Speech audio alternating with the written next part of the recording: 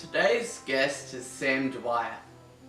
Sam Dwyer has Friedreichs ataxia, the same illness my brother and I have. If you'd like to learn more about FA, I have a video covering that I'll link to below. Sam Dwyer has worked broadly in the disability world as an ambassador and an organiser for various causes and non-for-profits. She's currently a FARA ambassador, working diligently to raise awareness of FA and funds for its research. I first talked to Sam 5 years ago when I was diagnosed with FA and requested to join a Facebook FA support group that she managed. She was incredibly helpful in expanding my understanding of the illness, and through sharing her journey with the illness, gave me hope that it was still possible to live a rewarding and productive life despite FA. I am very thankful that Sam sat down with me for this, and I hope you enjoy the following interview.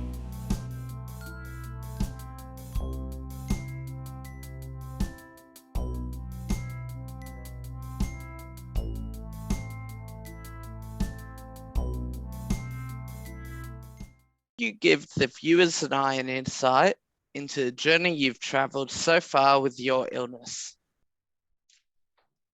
Okay, so I was diagnosed at 10 years old. I was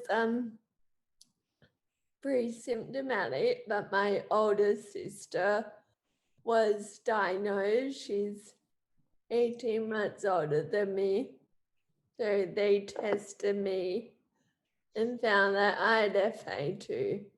So our parents had 2 children and both of us had FA. Which we like to say is that they kind of like hit the jackpot.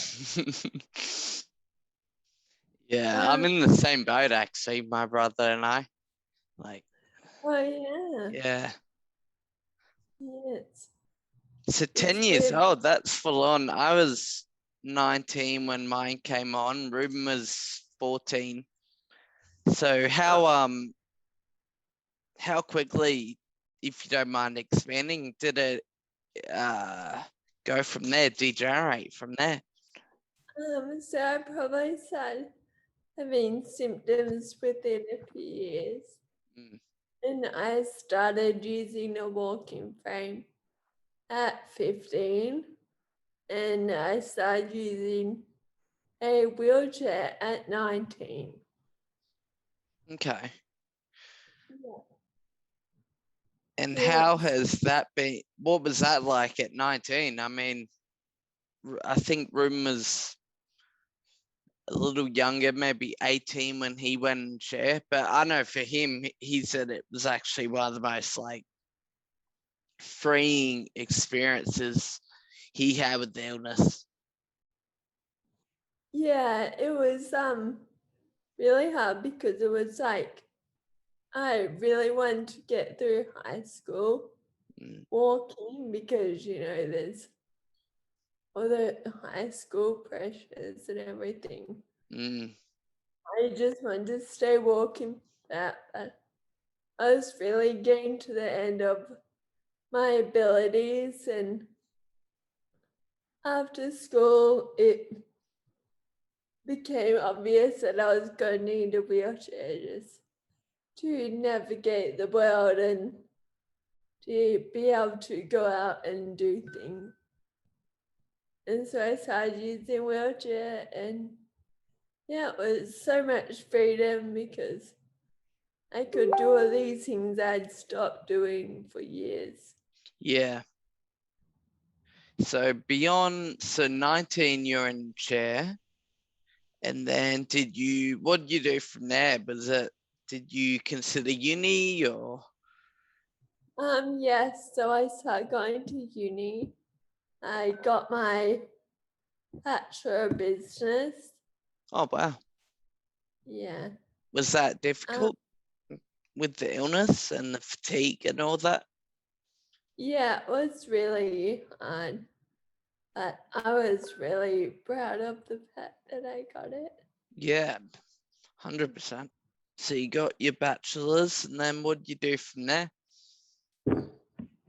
I just kind of focused on work, and at first I was a junior travel agent for my parents, and then I started doing social media marketing, Okay. which now led to other marketing jobs I now do. Like I'm a content creator, and I just do writing for companies, and yeah, just a bit of freelance marketing.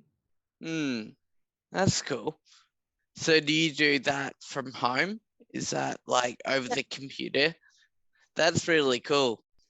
So I know you do, is it ambassador work that you do?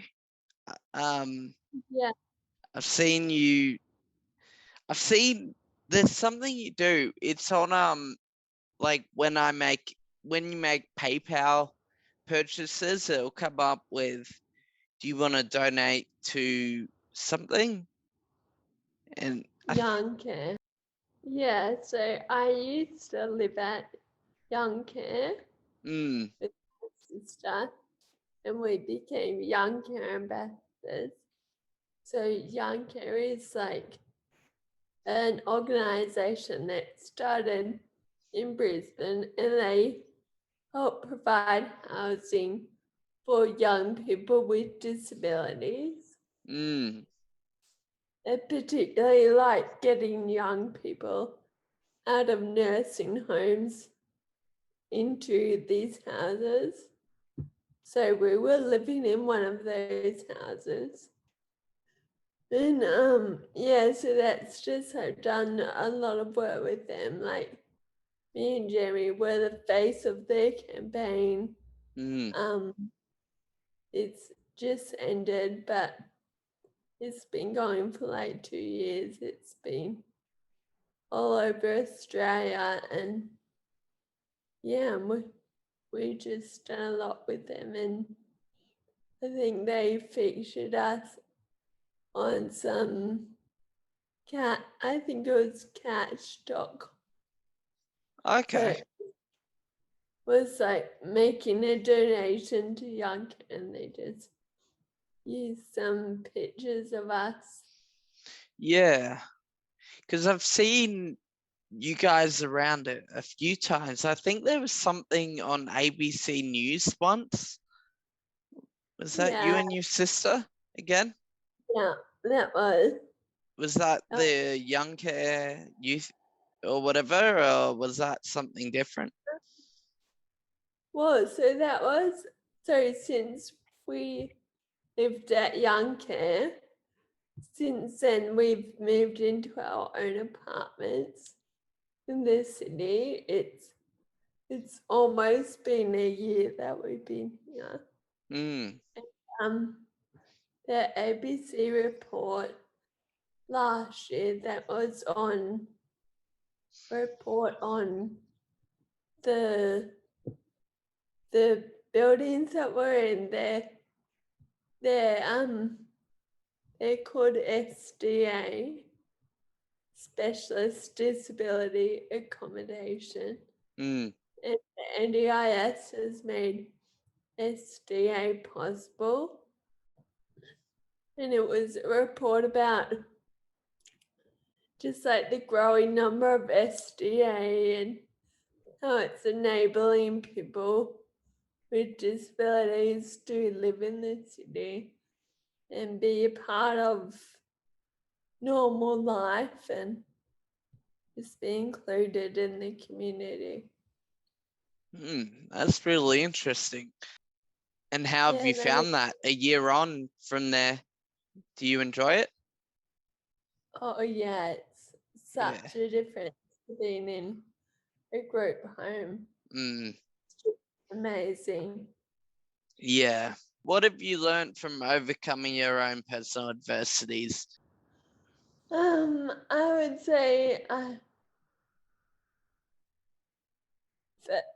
firstly, you just have to accept it, and you just have to learn how to adapt. And it's just constantly evolving and adapting to new things and new ways of doing things. Yeah. It's an ever changing battle. Hey, it's like you're dealing with one aspect of the illness and then something else creeps up that you just didn't even consider. Yeah. Mm. Yeah, constant new challenges. It's really a challenge having a progressive condition. But I think I've learned a lot from it too. Yeah. I think it definitely makes you a strong person. Mm. Who have you turned to, and who has been a source of inspiration for you? I think for me, my sister, for one, the way she's always like kind of blazed the path for me. And I think I've just like tried to just find women in history that have been disabled and they stood out, and I really looked to them for inspiration. Mm. Yeah. I remember being a lot younger, like 23 maybe, and my dad showed me this podcast of a girl that he had found called Stella Young. Mm. And I loved what she said. She was disabled. And I listened to all her podcasts, and I went home and I watched her TED Talk.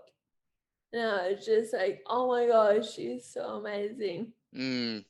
She's actually passed away now, but she was living in Melbourne. And yeah, she was just someone that stood out to me and helped me decide how I wanted to think about being disabled. And she taught me the socialist view of disability, which I found really important. It's where you feel like you're more disabled by the society you live in than by your disability. And Yeah. I really looked into that and found other people that I didn't find that on Apple Podcasts. Sorry. That's so good.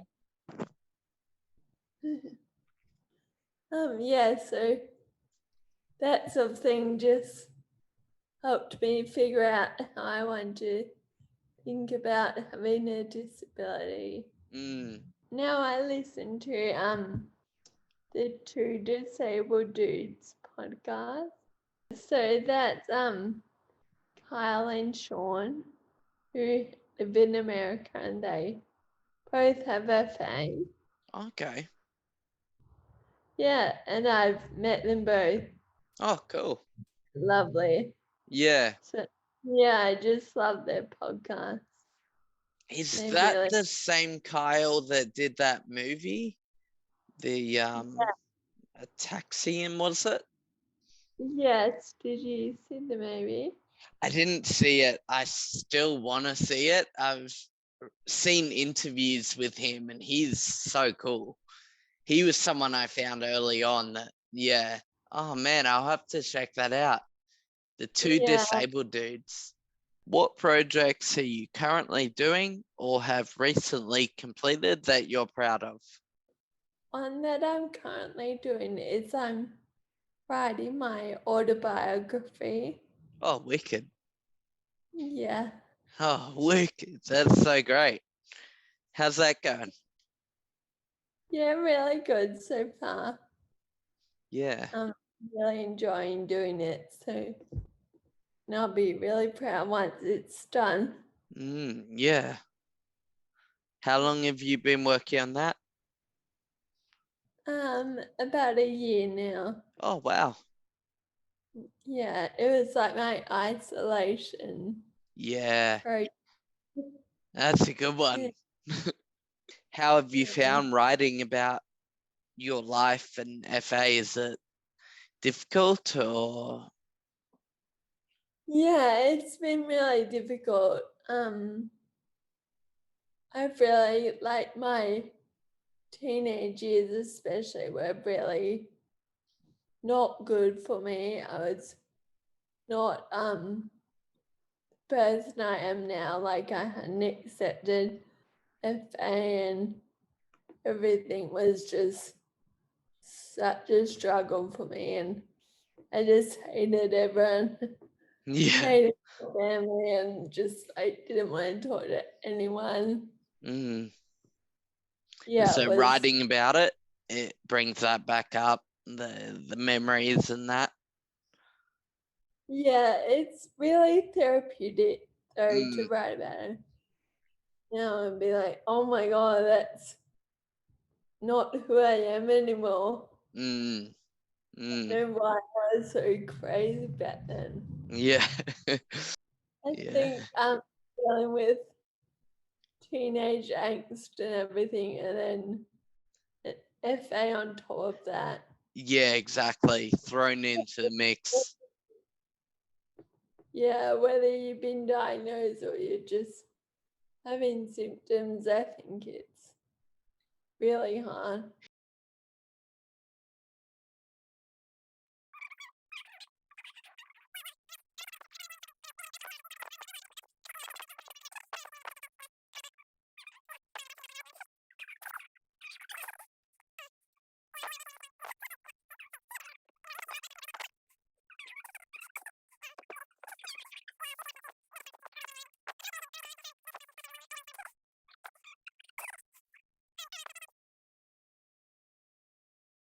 Oh, you'll lend us some muscle stuff too.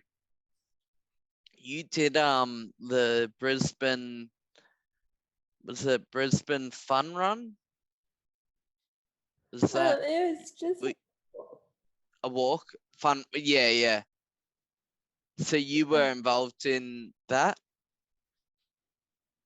yeah, I organized that. Oh, really? Yeah, I just know a lot of the community here in Brisbane. Mm. We have like a sport group here. So I know a lot of other FAs through that. So then all my friends joined. So we got a good crowd together. Yeah, yeah, it looked like it. So you've been doing like organizing for Lend Us Muscle. Has that been a few years now? You've been doing stuff for every May? Yeah, I've been doing stuff for a few years now. I got really involved with FARA about 5 years ago. And just since then, I've just done everything I can to organize events and just get stuff going, get momentum going. Mm. Just keeping the money going through FARA, going to research, just ensures that things are going to happen. And we are going to get that treatment. Mm. And one day that, well, What are some future projects or prospects you'd like to tackle going forward? So I guess we did kind of touch on this with the book you're working on. That's one yeah. project. Do you have a timeline, or are you just kind of, slowly working away at it? Yeah, just slowly working at it. Mm. Yeah, just see where it goes. Yeah. Yeah, that's awesome. I just want to keep up. I work with FARA. I Mm. never really plan for the future too much Yeah. because with their FARA, it's just a really bad idea to Yeah. plan. And so as an ambassador, you just get approached when they're working on possible events or projects and you get involved. Yeah, so last year in 2020, we held the first Brisbane Gala. Mm. So there's been a gala annually in Melbourne for like 10 years. And so me and this other guy in Brisbane, a husband of someone with FA, we got together and we were like, we can create one too. Mm. We can do a Brisbane Gala. So we put on one last year. Wicked. And Sydney put on their first one too. So Yeah. now there are galas in Melbourne, Sydney, and Brisbane. And I think we are going to aim to do another gala next year. Oh, cool. I mean, COVID kind of Yeah. threw a spanner in the works. But hopefully by next year, Mm. we can organise an event. Mm. Wicked. So, cannot thank you enough for doing this. So grateful. Okay. All right. So thanks for everything again.